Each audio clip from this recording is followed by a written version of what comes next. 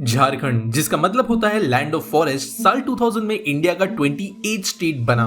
लगभग 21 साल पहले झारखंड, जो छोटा नागपुर के नाम से भी जाना जाता था, ये बिहार का एक बहुत इंपॉर्टेंट पार्ट हुआ करता था। लेकिन कुछ इश्यूज की वजह से नवंबर 15, 2000 को ये बिहार से अलग हो गया और एक नए स्टेट के रूप में अस्तित्व में आया। मिनरल रिसोर्सेज और नेचुरल ब्यूटी से रिच इस स्टेट को आखिर क्यों बिहार से अलग होना पड़ा और किस तरीके से झारखंड नाम का ये नया स्टेट बन पाया, इसी के बारे में आज हम जानेंगे।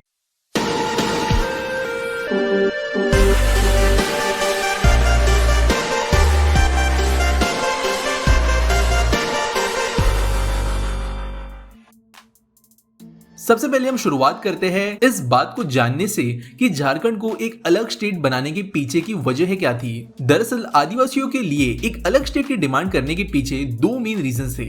फर्स्ट ये था कि मिनरल रिसोर्सेज से रिच इस एरिया में, जो अब झारखंड है, यहाँ पर एक्चुअल में रहने वाले आदिवासियों की हालत कुछ खास नहीं थी। उस एरिया और वहाँ के लोगों की डेवलपमेंट के लिए जरूरी इंफ्रास्ट्रक्चर नहीं था। जो भी इंफ्रास्ट्रक्चर था वो नॉर्थ बिहार के हिस्से में था और अभी जो झारखंड का हिस्सा है ये काफी दूर हुआ करता था डेवलपमेंट से।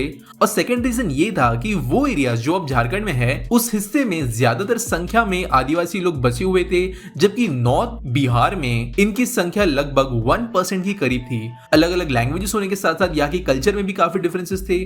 झारखंड एक पहाड़ी इलाका था जहां पर मिनरल रिसोर्सेज की भरमार तो थी, वहीं पर बिहार एक मैदानी इलाका था जहां पर कई सारी नदियां बहती थी, जिसकी वजह से मिनरल्स के बजाय यहाँ पर खेती ज्यादा की जाती थी। झारखंड एक अलग स्टेट बनने के पीछे अगर एक मेजर रीजन या एक सिंगल रीजन के बारे में हम कहें तो हम ये स्टेट अवे कह सकते हैं कि मिनरल्स का ठीक तरीके से इस्तेमाल कर पाए, जिसका फायदा इस जगह की डेवलपमेंट के लिए हो पाए, इसके लिए इसे सेपरेट करने की डिमांड की गई। लेकिन झारखंड स्टेट की डिमांड देश की आजादी के भी पहले ही शुरू हो गई थी। सबसे पहले साल 1912 में हजीराबाद के स्टेट कोलंबिया कॉलेज के एक स्टूडेंट ने यह प्रपोजल रखा था कि आदिवासियों के लिए एक अलग स्टेट बनाना चाहिए। इसी के कुछ साल बाद आगे चलकर इस ट्राइबल स्टेट के फॉर्मेशन की डिमांड को अपनी आवाज से और स्ट्रॉन्ग करने के लिए जो पर्सन सामने आए वो थे जयपाल सिंह मुंडा। आपको ये बता दे कि जीएस मुंडा एक पॉलिटिशियन ही नहीं बल्कि एक राइटर और बेहतरीन हॉकी प्लेयर भी थे। उनका जन्म एक आदिवासी फैमिली में हुआ था। उन्होंने ऑक्सफोर्ड यूनिवर्सिटी से अपनी पढ़ाई की थी और सिविल सर्वेंट के तौर पर काम भी कर चुके थे। वो कॉन्स्टिट्यूशन असेंबली ऑफ इंडिया के एक मेंबर रह चुके थे। इसके अलावा साल 1929 में हुए ओलंपिक्स में इनकी कैप्टेंसी के अंदर इंडियन हॉकी टीम ने अपना गोल्ड मेडल भी जीता था। साल 1928 में जीएस मुंडा ने साइमन कमीशन को एक मेमोरेंडम सबमिट किया, जिसमें ईस्टर्न इंडिया में आदिवासियों या ट्राइबल्स के लिए एक अलग स्टेट बनाने की डिमांड की गई, लेकिन साइमन कमीशन ने यह डिमांड रिजेक्ट कर दी। इसके बाद साल 1939 में जीएस मुंडा ने आदिवासियों की एक महासभा का फॉर्मेशन किया और उसके वो खुद प्रेसिडेंट बन गए। देश की आजादी के बाद में यही आदिवासी महासभा झारखंड पार्टी के रूप में बाहर निकल कर आई। साल 1952 में बिहार की विधानसभा इलेक्शन के लिए ये पार्टी खड़ी हुई और 33 सीट्स के साथ में इन्होंने अपनी जीत दर्ज की। और ये जो 33 सीट्स मिली वो वही सीट्स थी जो अब झारखंड का हिस्सा है। इस जीत से ये बात बहुत क्लियर हो गई थी कि झारखंड में रहने वाले लोगों को जिन्हें वोट किया था उसके जरिए उन्होंने ये बात क्लियरली जताई थी कि झारखंड स्टेट का वो भी समर्थन करते हैं और इस स्टेट की डिमांड के अंदर सपोर्ट भी है। ये बात क्लियर हो गई। इस जीत के बाद 1955 में झारखंड के सेपरेशन को लेकर स्टेट रीऑर्गेनाइजेशन कमीशन बनाने के लिए एक मेमोरेंडम दिया गया, लेकिन जो एसआरसी थी उन्होंने इसे रिजेक्ट कर दिया। यहाँ पर रीजन से दी गई रिजेक्शन के लिए कि झारखंड के अकेले एरिया के अंदर ही बहुत सारी अलग अलग लैंग्वेजेस बोली जाती है, जिसकी वजह से स्टेट सेपरेशन से कोई खास फर्क नहीं पड़ेगा और ना स्टेट की इकोनॉमी पर कोई फर्क पड़ेगा।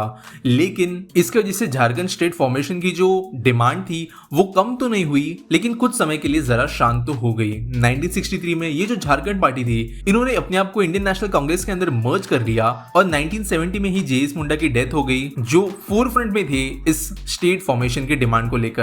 इनके डेथ के 2 साल बाद ही 1972 में झारखंड मुक्ति मोर्चा जीएमएम नाम की पार्टी का गठन किया गया और इसके जो फॉर्मेशन मेंबर्स थे शिबू सोरेन, विनोद बिहारी महतो और एके रॉय, ये खुद पहले मर्जर के पहले वाली पार्टी का हिस्सा हुआ करते थे।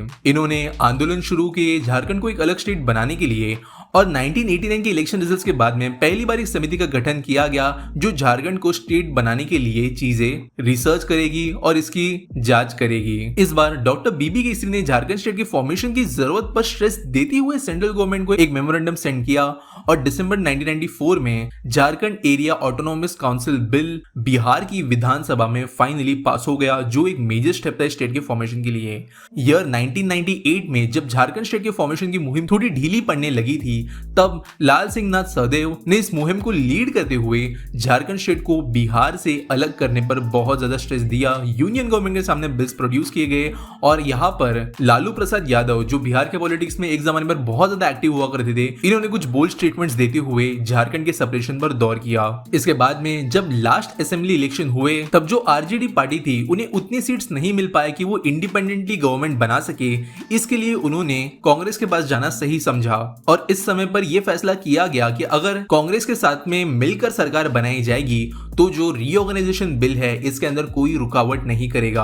और फाइनली जब आरजेडी और कांग्रेस ने मिलकर सरकार बनाई, तब इन्होंने इस सेपरेशन के बिल को पूरा समर्थन दिया और फाइनली 15 नवंबर 2000 को झारखंड इंडिया का 28 स्टेट बना। ऑलमोस्ट 50 से 70 साल तक चली ये मुहिम फाइनली साल 2000 में जाकर साकार हुई, लेकिन इसके बावजूद जो मेन इंटेंशंस थे झारखंड को सेपरेट करने के, वो ज्यादा फायदा दिलाते हुए नजर नहीं आए। आज झारखंड बिहार से अलग हुए लगभग 21 साल हो चुके हैं, लेकिन इसका जो मकसद था, जिस तरीके की डिमांड्स का जैसे अलग किया गया था, वो कहीं ना कहीं पीछे छूट गई है। इंडिया के टोटल मिनरल रिसोर्सेज का 40% से अधिक झारखंड के पास में मौजूद है। यहाँ से मिनरल सिर्फ इंडिया ही नहीं बल्कि दूसरी कंट्रीज में भी एक्सपोर्ट किए जाते हैं। इंडिया की जीडीपी में झारखंड का कंट्रीब्यूशन बहुत बड़ा है, लेकिन इसके बावजूद आज भी झारखंड को कुछ पिछले स्टेट्स के अंदर गिना जाता है। इसके अलावा जो मेन रीजन है, इंफ्रास्ट्रक्चर, इकोनॉमिक डेवलपमेंट, लाइफस्टाइल, इन सारे चीजों के अंदर आज भी झारखंड में रहने वाले लोग और यहाँ के आदिवासी लोग विकास से बहुत ज्यादा दूर है। आज भी हमारे देश की पॉवर्टी लाइन के नीचे 40% जनता झारखंड की रहती है। और एक हैरान करने वाली बात यह है कि जो स्टेट पूरे देश को मिनरल रिसोर्सेज पहुंचाता है, नेचुरल ब्यूटी के लिए जाना जाता है, वही स्टेज आज डेवलपमेंट की राह देख रहा है। यहाँ ना सिर्फ पॉलिटिशियंस बल्कि बाहर से आकर भी लोगों ने इस स्टेट को एक्सप्लॉइट किया है इस रीजन के अनस्टेबल क्लाइमेट की वजह से, और इसका भुगतान जो है यहाँ पर रहने वाले लोग कर रहे हैं। उम्मीद करते आगे जाकर झारखंड आज भी जो इनके पास में बहुत ज्यादा मिनरल रिसोर्सेज बचे हैं, उसका फायदा उठाते हुए एक प्रोग्रेसिव स्टेट बनकर निकल आएगा और इसका फायदा ओवरऑल पूरी इंडिया को होगा।